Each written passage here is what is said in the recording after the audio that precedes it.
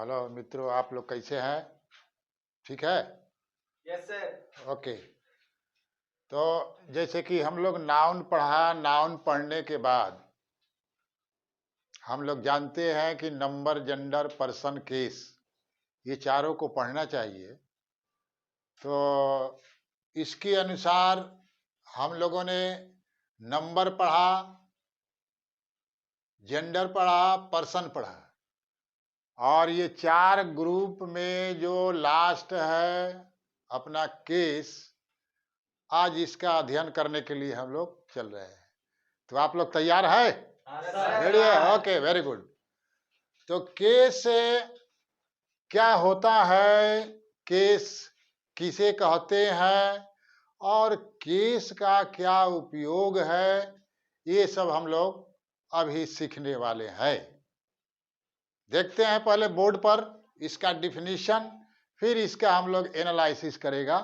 घबराने की जरूरत नहीं है, आप लोग धैर्य बना कर रखें। ओके, तो यहाँ देखते हैं हम लोग इसका डिफिनीशन में लिखा हुआ है, जो शब्द क्रिया की उत्पत्ति में सहायक होता उसे केस कहते हैं। केस को हिंदी में कारक कहा जाता है। जैसे रामू कलम से लिखता है। मित्रों, यहाँ पर से केस है। इस वाक्य में से केस कारक है। इंग्लिश में 4 प्रकार के केस है। जैसे पहला होता है नॉमिनेटिव केस, जिसको हम लोग हिंदी में कर्ता कारक कहते हैं। किसी वाक्य में जो नाउन, प्रोनाउन काम करने वाला होता है उसको नॉमिनेटिव केस कहा जाता है। जैसे राम किल्ड रावण, इस वाक्य में राम नॉमिनेटिव केस में है। मित्रों, नॉमिनेटिव केस जिसको हम लोग कर्ता कारक कहते हैं, बहुत से स्टूडेंट को नॉमिनेटिव केस पहचानने में प्रॉब्लम आता है। जैसा कि आप सब तो संस्कृत के भी जानकार हैं। जैसे हम लोग पाणिनि जी ने संस्कृत में अपने सूत्र में लिखा है कर्ता के बारे में, मालूम है ना? Yes sir.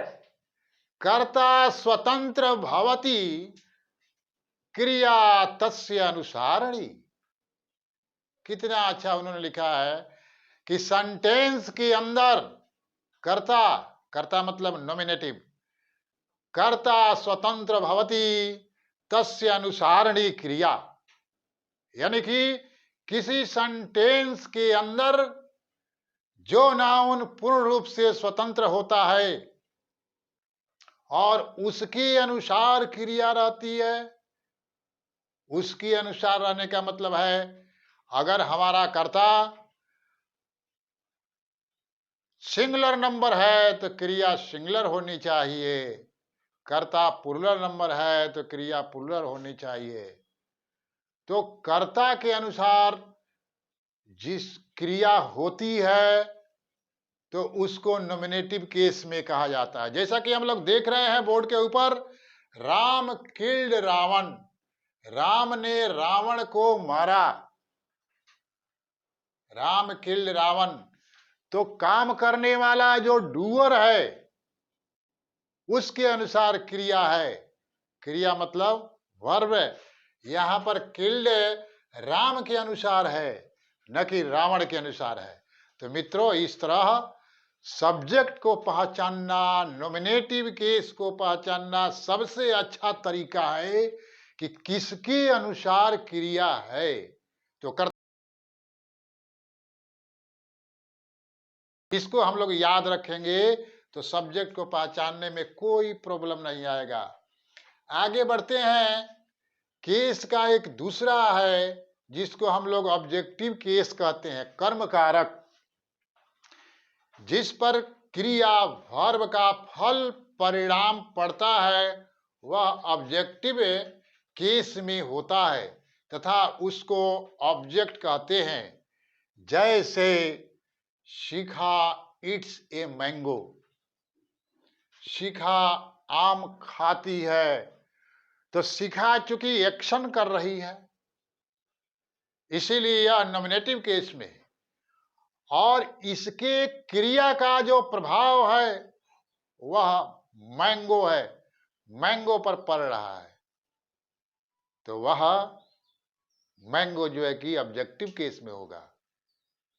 जैसा कि हम लोग देखेंगे ऑब्जेक्टिव केस को पहचानने का भी एक ट्रिक है। हालांकि आप सब जानते हैं मैं ट्रिक नहीं बताता हूं क्योंकि हम लोग पढ़ाई कर रहे हैं, ट्रिक के चक्कर में नहीं पढ़ना चाहिए, स्टडी करना चाहिए। ट्रिक के चक्कर में पढ़ना कोई बुरी बात नहीं है, लेकिन जो स्टूडेंट अच्छा से पढ़ाई नहीं किया है वह ट्रिक का फॉलो करने लगता है बिना पढ़ाई किए हुए, तो ये little knowledge is very dangerous. तो अल्प ज्ञान खतरनाक होता है, हम लोग जानते हैं। Be careful. इसीलिए पहले अच्छा से हम लोगों को पढ़ाई कर लेना चाहिए। कोई भी टॉपिक है, केस ही हम लोग पढ़ाई कर रहा है, इसके बाद भी ट्रिक भी मैं बताऊंगा, लेकिन पहले ट्रिक का स्थान नहीं है, पहले पढ़ाई का है। तो चलते हैं आगे। तीसरा है अपना पोसेसिव केस, जिसको हम लोग इंग्लिश में हिंदी में संबंध कारक कहते हैं। इससे किसी नाउन के अधिकार, स्वामित्व या संबंध का बोध होता है। यानी कि पोसेसिव केस में कौन नाउन है कौन नहीं है इसका पता लगाने के लिए अगर सब्जेक्ट नॉमिनेटिव केस वाला जिस वस्तु पर अपना अधिकार जमाता है, अपना अधिकार दिखाता है, उस नाउन को जिस पर अधिकार दिखाता है, यह मेरा बुक है, यह मेरी पुस्तक है, मेरी किताब है, तो यहां पर जो है कि बुक के साथ अपना पोसेसिव केस आएगा। मित्रों, तो इस प्रकार हम लोग देखते हैं कि जिस शब्द से अधिकार, स्वामित्व या संबंध का बोध होता है उसे पोसेसिव केस कहा जाता है। तो पोसेसिव केस है। और चौथा आता है मित्रों जिसको हम लोग वोकेटिव केस कहते हैं, संबोधन कारक। इससे किसी के संबोधन का भाव झलकता है। यहां पर संबोधन में बिंदु छूट गया है, मैं लिखता हूं संबोधन कारक। इससे किसी के संबोधन का बोध होता है मित्रों। जैसे महेश कम हियर, महेश यहां आओ, तो यहां पर एक मतलब कि महेश को संबोधित किया जा रहा है, इसीलिए महेश में वोकेटिव केस है। लेकिन एक बात वोकेटिव केस में याद रखने वाली है, इसके नोट को देखें। वोकेटिव केस के बाद कोमा अवश्य रहता है। प्रत्यक्षम किम प्रमाणम। आप देखें महेश कम हियर, अगर कोमा को हटा देंगे डायरेक्ट लिखते हैं महेश कम हियर, तो इसका मीनिंग अलग हो जाता है। महेश कम हियर, इसका मीनिंग यह लग जाएगा, और चूंकि अनर्थक हो जाएगा, निरर्थक हो जाएगा। महेश कम हियर, सिर्फ कोमा हटा देंगे तो।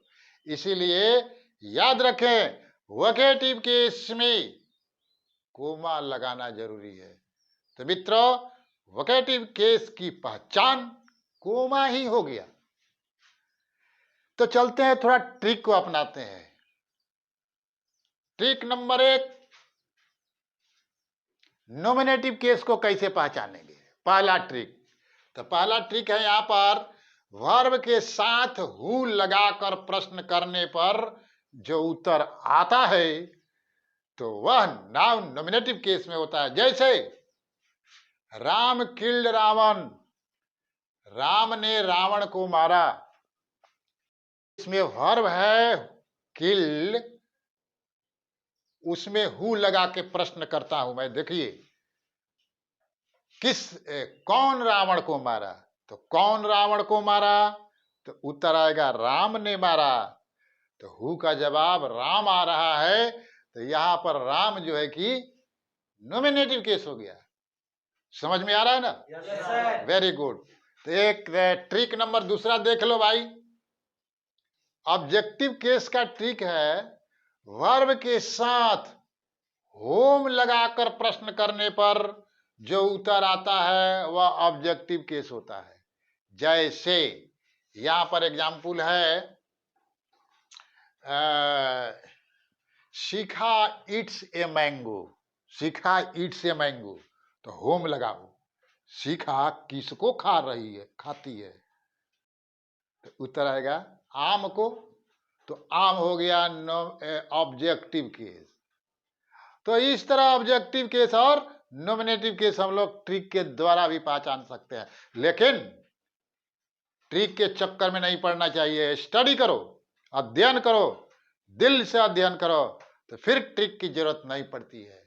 और जो दिल से पढ़ता है उसको ट्रिक की क्या जरूरत है। जो समझ गया नॉमिनेटिव केस, कर्ता स्वतंत्र भवती तस्य अनुसारणी क्रिया, अगर इस रहस्य को समझ गया तो ट्रिक की क्या जरूरत है। तो ट्रिक के चक्कर में नहीं पड़ना चाहिए, हम लोगों को अध्ययन करना चाहिए, चाहे ग्रामर का कोई भी टॉपिक हो। आगे बढ़ते हैं। ट्रिक नंबर तीसरा, पोसेसिव केस को कैसे पहचानते हैं मित्रों। तो इससे किसी नाउन के अधिकार या स्वामित्व का बोध होता है जिस नाउन में एपोस्ट्रोफी और एस लगा रहता है, वह पोसेसिव केस में होता है। यह भी एक ट्रिक है।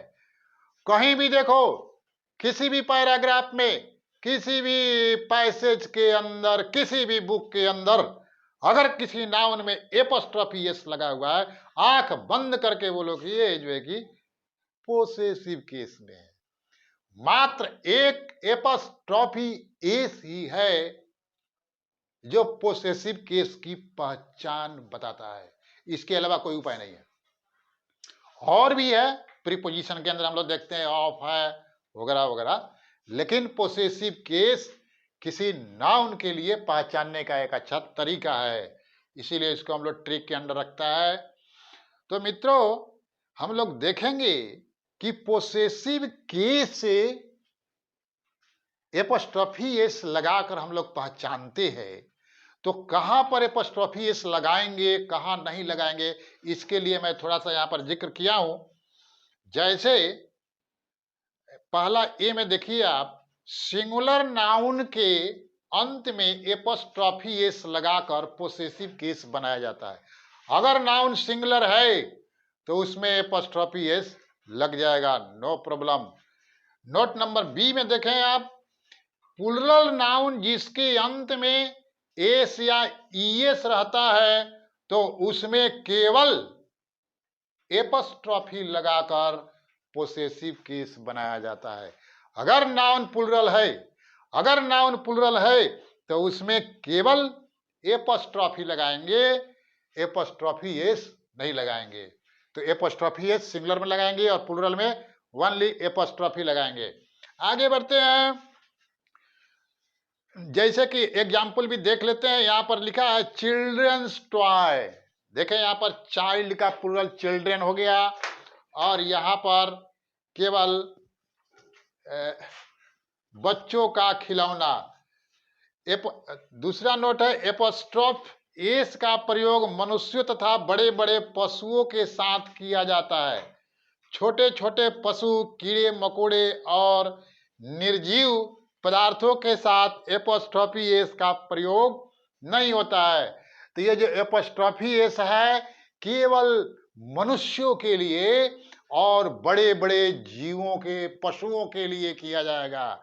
छोटे मोटे कीड़े मकोड़े, कीट पतंगे, पेड़ पौधे, ये सब के निर्जीव पदार्थ, ये सब के लिए एपोस्ट्रोफी एस का प्रयोग नहीं किया जाता। इनके लिए क्या है, ऑफ है।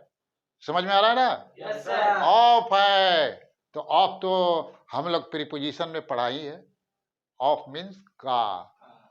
जैसे हम लोगों को, जैसे कि यहां पर कुर्सी की बाह, तो यहां पर चेयर्स हैंड नहीं लिखेंगे, क्या लिखेंगे? हैंड्स ऑफ चेयर, क्योंकि निर्जीव है ना, ये कुर्सी निर्जीव है, तो इसके अंदर एपोस्ट्रोफी एस नहीं लगाएंगे मित्रों। तो चलते हैं कि थोड़ा सा देखते हैं कि केस का उपयोग क्या है, इसका महत्व क्या है। अगर केस का जन्म नहीं होता, केस अगर नहीं रहता, तो फिर सेंटेंस बनाने में कितना दिक्कत होता। एक एग्जाम्पल में बोर्ड पे लिखा है, आप लोग देखें। यह एग्जाम्पल है, चंदू के चाचा ने चंदू की चाची को चांदनी चौक पर चांदी के चम्मच से चटनी चटाई। देखे मित्रों, यहां पर चंदू के चाचा ने चंदू की चाची को चांदनी चौक पर चांदी के चम्मच से चटनी चटाई। ध्यान दें, यहां पर आप देखेंगे जितने भी केस है उसको मैं अंडरलाइन किया हूं। अगर मैं इस सेंटेंस के सारे केस को डिलीट कर दूं, हटा दूं और फिर उसके बाद उच्चारण करूं, तो देखें कैसा लगता है। मैं केस को हटाकर उच्चारण कर रहा हूं। चंदू चाचा चंदू चाची चांदनी चौक चांदी चम्मच चटनी चटाई। देखे, ये है केस का कमाल। अगर केस नहीं रहेगा तो अर्थ का अनर्थ हो जाता है मित्रों। इसीलिए मैं बार बार बोलता हूं, केस पर ज्यादा जोर दो। बड़े बड़े सेंटेंस के अंदर बड़ा से बड़ा हो, छोटा से छोटा हो, थोड़ा केस को हटाकर पढ़ो। जैसा कि हम लोगों ने देखा कि केस को हटाने के बाद चंदू के चाचा ने चंदू की चाची को चांदनी चौक पर चांदी के चम्मच से चटनी चटाई, इसका मीनिंग ही अलग निकल जा रहा है। मीनिंग क्या निकलता है? मीनिंगलेस हो रहा है। इस प्रकार जो है कि केस का बड़ा महत्व है। अतः आप लोगों से आग्रह है कि इसको अच्छी तरह से याद कर लें, बहुत काम आएगा। और थोड़ा सा आप लोग सब्सक्राइब करें भाई, ताकि मेरा भी मनोबल बढ़े और आप लोग की जो है कि अच्छा से अच्छा वीडियो बनाकर मेहनत करके अपलोड करता रहूं। ओके, धन्यवाद, खुश रहिए।